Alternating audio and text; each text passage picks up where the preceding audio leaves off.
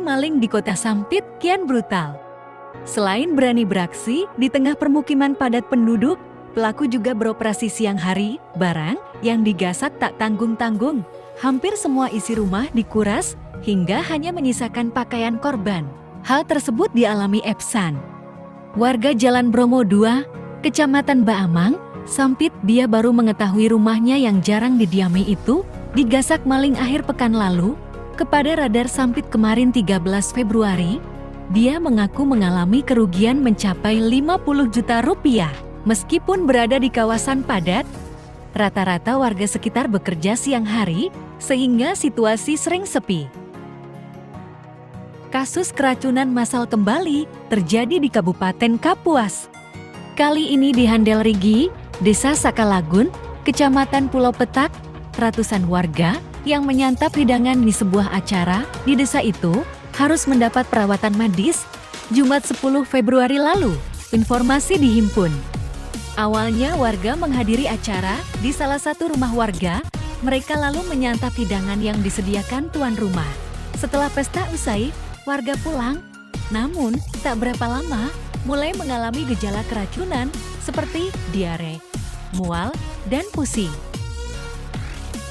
Ferry Hendra Pradana 22 alias Ica, tersangka pencurian dengan pemberatan curat, sudah 3 kali tersangkut kasus pidana, 2 kali tindak pidana pencurian dengan pemberatan, dan 1 kali tersangkut kasus penyalahgunaan narkoba. Pengalaman 3 kali di balik jeruji besi ternyata tidak membuatnya jera. Pemuda berkulit putih ini kembali melakukan aksi pencurian dengan pemberatan di gudang tempat ia bekerja di Jalan Hamunangwar, Kelurahan Madurejo, Kecamatan Arut Selatan. Tersangka seolah ketagihan mencuri. Berdasarkan pengakuannya, ia 3 kali masuk ke gudang itu dengan waktu berbeda-beda. Satreskrim Polres Kota Waringin Barat mengungkap tindak pidana penipuan. Tersangka mengaku bisa mengurus perpanjangan surat kendaraan bermotor untuk mempermulus aksi tipu-tipunya Rahmat Cipta Alif Utama 28.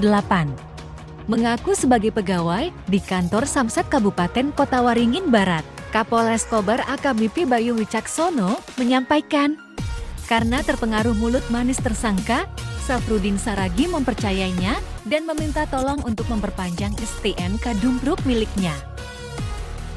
Seorang pelajar SMP di Kota Pangkalan Bun menjadi korban penjahat kelamin.